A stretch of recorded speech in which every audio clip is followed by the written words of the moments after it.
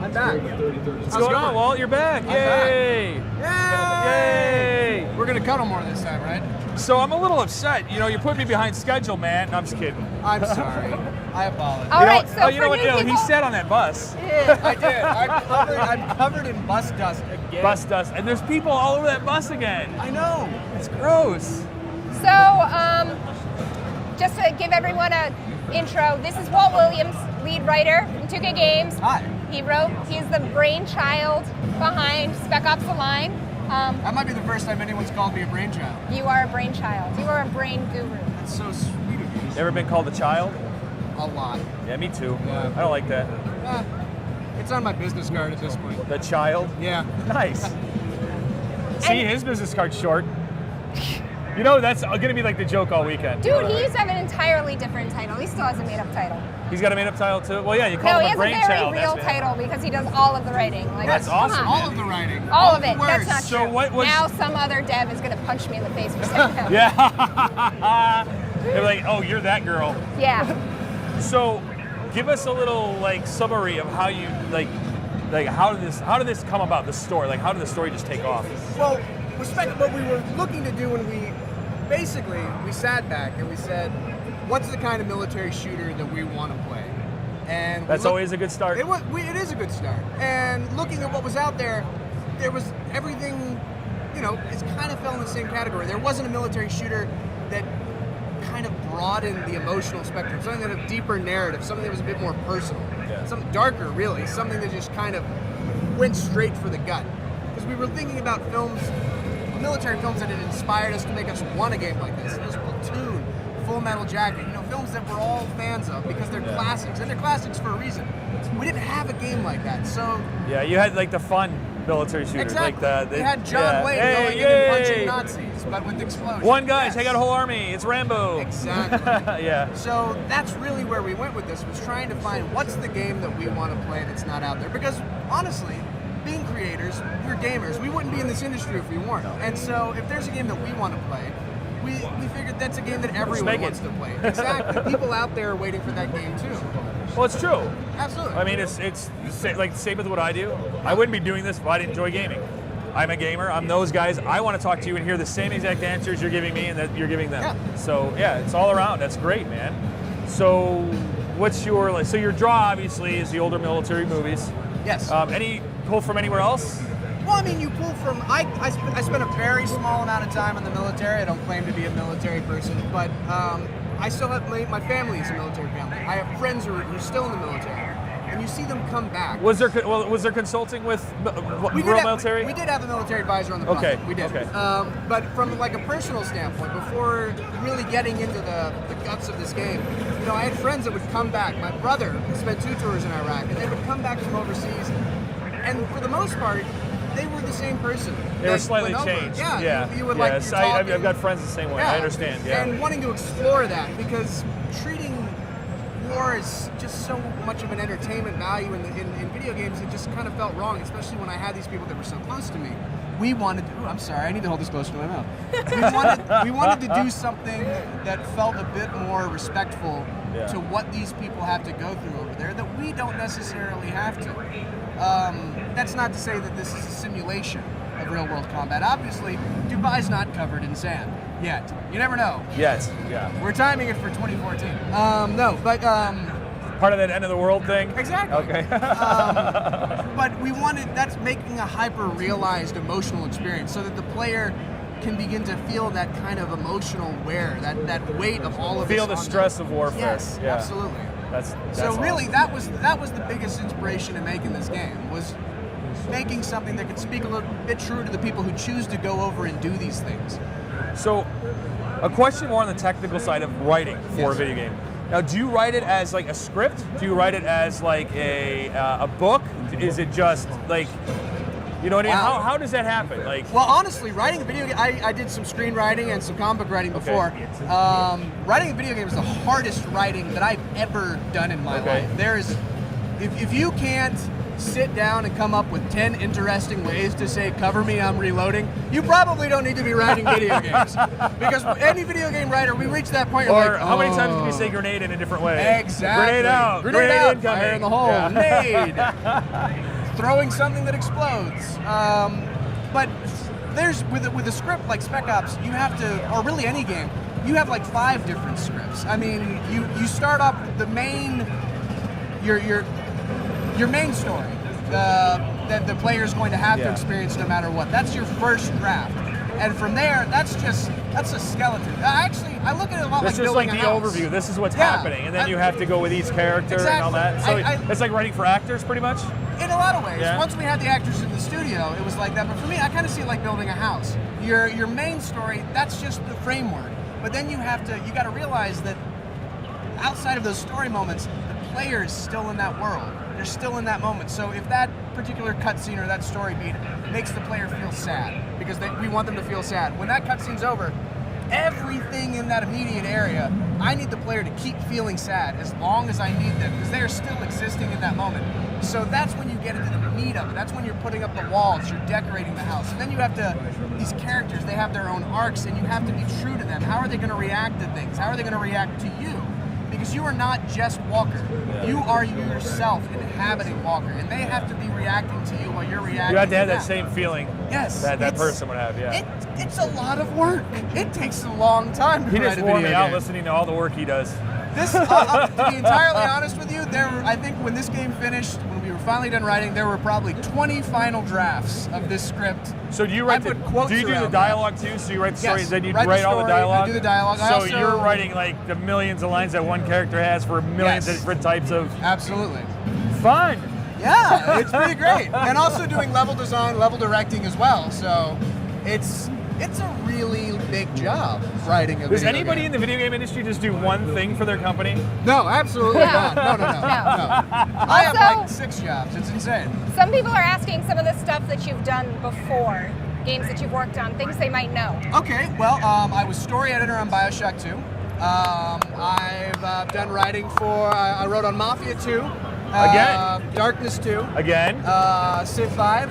My first game for 2K was the Family Guy game, which Dude, wait. We're going to back up here. My wife is not a gamer. My wife played through that whole game because she thought it was hilarious. Thank you. I can take mild credit for that. I had to work with the Family Guy show writers as well. Well, writing that. the Stewie hospital level. Man, We got to do some things in that game that we were not expecting. Yeah, that was my The introduction. little quagmire. That was my introduction. I was just to the like, video you've game got industry. to be kidding me. Oh yeah. It was fantastic. We had that game at home. We Yeah? still have it at home. Yeah. You know what? I'm streaming that when I get home. We are streaming the Family Guy game when I get home. Thank you for reminding me of that Thank game. you. That now someone is still playing that game. I'm a Family Guy fan, and you know, I'm not gonna lie, I did get a lot of. It's like, dude, it's the Family Guy. Absolutely. It's not supposed to be freaking Hamlet. Exactly. So yeah, I loved it. So There you go. kudos, dude. Thank you very much. I would put that at the top of your list. Wow, that goes old school. That goes way back. I like that. I also that was have great. another more general question Yeah. from a couple people on the chat. They want to hear from you what your overview of the game is. If you were going to give your, well, I'm going to call it an elevator pitch, which isn't exactly what they asked, but can you describe plot, game? Yeah. Well, I point? mean, the basic overview plot is that after Dubai has been ravaged by cataclysmic sandstorms, and I'll look directly at you for this since I'm answering your question. After Dubai has been ravaged by these cataclysmic sandstorms, there's a belief that there are people possibly still alive in the city, and you, as Captain Walker, is sent in the leader of a reconnaissance group, and you're just meant to go in and look, just to find out if there are survivors, and then get back out. Call for an evacuation team to come in and get these people out. But what you find is that there are survivors, and that they are, for some reason, at war with each other. Both the refugees and the damn 33rd, that the U.S. battalion that was sent in to evacuate these people. And you, as Commander Walker, you have a relationship with the commander of the 33rd, John Conrad. He saved your life on a mission in Kabul years ago. And so you stay in. You go deeper in to try and find him, to try and find out what's happening with the 33rd. And you get pulled into this madness that's kind of gripping the city until a point where you can't get out. You get so far deep in that you can't separate yourself from the war and the madness. And hopefully that answers your question. Is there another one? No, they want more plot, but I think that's one of the things that you don't want to go too deep Yes. into. It's very Come play the demo. It's very difficult to go into the plot of a game like this because if we give too much away, and I say the same thing to journalists when they come and play and they ask questions. It's not that I don't want to spoil it before the game comes out. It's that I don't want to rob you of the emotional experience of exploring and having these moments come onto you like they're coming onto the characters in the game. That's what really Spec Ops is about, is being able to experience this kind of emotional journey with the characters and come upon your own reactions emotionally of what's happening. So I could give you more answers, but ultimately I feel like that would be a disservice to really anyone who's going to play the game. People are also asking a bit more about you. They want to know whether you started off as a writer in the industry or how you started. Oh, wow. I actually, I did not start off as a writer in the industry. I started off as, we called it game analyst at the time. I think it's production assistant now. I moved up to New York about 7 years ago. Originally, my plan was to become a comic book writer. And then I ran into 2K and began working with them. And they were like, whoa, you're a writer? Like, I am, actually. And 7 years later, now I'm lead writer. And comic books are, well, they're off doing, I don't know what they're doing at the moment, but like I said earlier, like, writing video games is the hardest writing I've ever done, but at the same time, it's the most fulfilling writing that I've ever done. You get this, exactly. Exactly. You get to see you actually get to see your final work. Yes, well, not only that, you're not just writing a story, you're writing a world that people are going to inhabit. And it's different for everybody. It is. It's not the same story for everybody. It is. Everybody hears something different, does something different. Yeah. And that's what I love, is it is harder because there's so many layers, but the experience is richer. And the creation and getting to know the characters and find out what they would do under different circumstances controlled by someone else. That's richer. Like, I get to know characters in a game that I'm writing more than I know characters in any other story and any other medium. I keep seeing the game and I know. I keep going, what's going on? I love watching it, actually. I can't. I have to keep my back to it because I love watching it. Well, luckily I've got it in front of me, so I'll talk to you and stare off in the distance. Okay. So another question is, how long did it take you to write? Wow, a long. I know, I laugh at that a long time. I would say the best answer for that would probably be about 2.5 years. The thing is, I believe the writing really happens in the rewriting process. I joked earlier there was probably about 20 final drafts of the game. But the fact of the matter is that we would get to a point where I was rewriting, doing a full rewrite at least once a month for about 13, 14 months in a row. Because that's really where the story gets better, when you can get into it and experience it and just chip away or build up the best parts of it. So I believe in rewriting. I think the first draft of anything is probably, it's not the best. You got to keep going. You got to keep getting into it. So about 2.5 years. More people want to know about aspiring writers in the industry. Do you have any advice? And also, how many years do you have? I have 7 years experience within the gaming industry, both as a production assistant, as a writer. For aspiring writers getting into the industry, take any job you can get. That's the first thing. I didn't take a writing job. I took a production assistant job. Take any job you can get. Get in, listen, learn. Don't try and assert yourself, but learn from the people around you. At the same time, write non-stop in your free time, on the weekends. Don't just write for games, write anything. The more that you write, the better you're going to write. And just make sure that the people you work with know that you're a writer. And, just be willing to help in any capacity. I mean, I've done level design, I've done art design, I've done animation, cutscenes, I do trailers, I do screenshots, I direct the actors, I write scripts. Well, when you're anywhere in product development, you end up...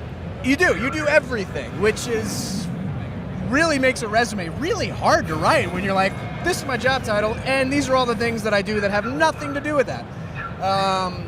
It's just perseverance and time. If you want to be a writer in any kind of industry, in any kind of medium, keep writing, never stop.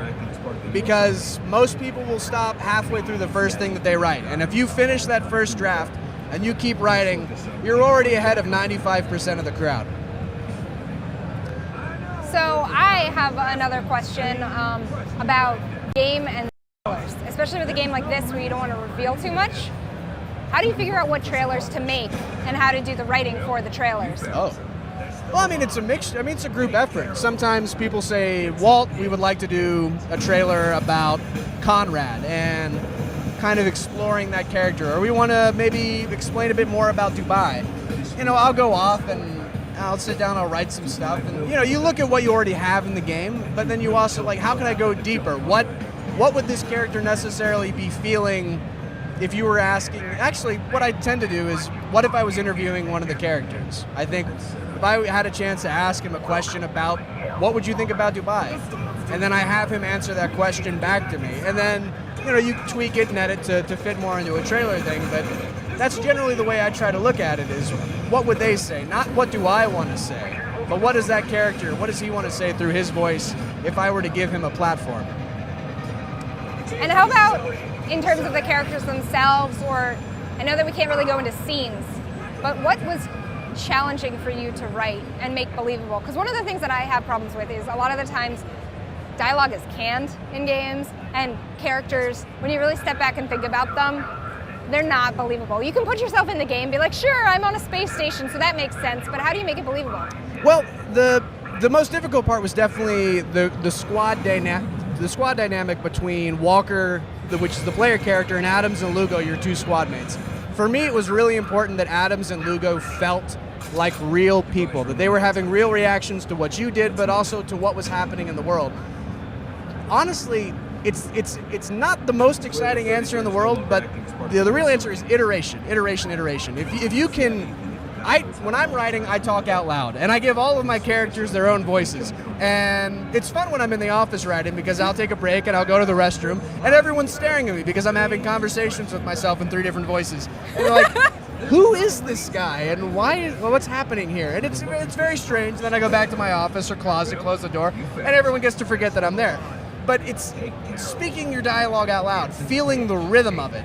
We do table reads where we sit down with the script and get everyone in the office to pick a character. You just have to hear the rhythm of it, because these lines will eventually be spoken by an actor. And the truth of the matter is that just because you wrote a line doesn't mean it's perfect, doesn't mean it's exactly the way it needs to be. If someone tries to read a line out loud and they stumble over it twice, it's not that they read it bad, it's that I wrote it bad. And I go back and I will rewrite it to make it easier to say. Ultimately, it's about the emotion that's going to come through the line, not necessarily the exact words that are in it. So also, in terms of, in the early stages of the game, we always have scratch VO. How does that change from going from, you know, the impromptu VO that's done by the dev team to when it goes to full actors? Does that really change the way you write or need to rewrite? Well, I mean, you'd be surprised how much rewriting you do on the spot in the studio, because we'll do the scratch VO with just various guys around the office, but then you get in there with a real actor, a professional, someone who reads lines for a living. And I have a tendency, personally, to trust them. Like, if they go into a line and they say, this is how I feel my character would say it, this is how I feel the intensity of the scene, you let them run with it. And one of the things that we do, especially with the squad, that I think helped so much, is we recorded the squad simultaneously. We didn't do the actors one at a time. We had them in the room together. They were acting the scenes together, playing off each other. You get a truer emotional reaction from the characters and from the actors when you do that. And all the times, like, I'll listen to that, you know, they're like, Walt, I don't know that necessarily my guy would say this. This feels a bit, is he trying to be funny? Is he trying to be clever? Like, I don't know what's up with this. And, you know, we'll rewrite it on the spot to make it work more because frankly, once my actors have started reading these lines, once they've gotten into the character, in many ways, they know that character more than I do. I'm just the guy feeding them lines at that point. They are the character. And I, you know, trust their instinct, because ultimately at the end, they're the professional when it comes to actually acting. So in terms of dialogue and choosing it, I know that recording sessions can go on for hours and you get dozens of lines. How do you choose them? Do you actually just go through them one by one and pick your favorite? Yes, you do. If your recording session took you 4 hours, you've got another 4 hours afterwards by yourself, sitting alone in a dark room, listening to every line that you've already heard and going, I like that one. And probably a little longer, because you're going to go, this one, it's like when you go to the eye doctor and they're like, 1 or 2, 1 or 2, and you're like, I actually don't even know if there's a difference. It's a lot like that, but much more boring. This is why I do it alone in a dark room, so that no one else has to watch it. It's much more exciting if you don't know how it happens. So we're running low on your time right now. Oh. Not to say that he won't be back if you have more questions, because I know you're around all the time. I I'm am. just gonna They won't let me steal leave you. here. If there's one thing that you want people to know or take away from this, and remember when we're getting closer to June and they're thinking about actually buying the game, what is that? This is a game that you are not necessarily prepared for. The nature of the story, the nature of the experience. Unfortunately, we have to keep a lot of things quiet, which makes it hard to sell a game like this. Because you have to trust us. We say that there are moments, there are things in here that are going to shake you. I can't tell you what it is because then it wouldn't shake you when you saw it.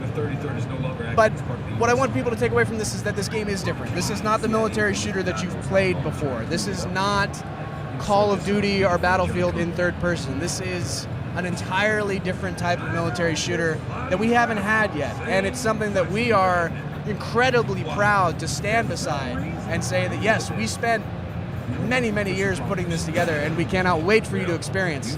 Ultimately, that's really what I want people to take away from this, is that there's something out there coming that they haven't seen yet, and I can't wait for them to finally see it and get to play it. Cool. Well, I think I'm going to let you escape from the bright lights of the camera. Thank you so much, Yeah, thank as you. always. I feel really formal doing I know, that. it's so weird shaking your hand, but I'll give you the mic back. How about Okay, sounds good.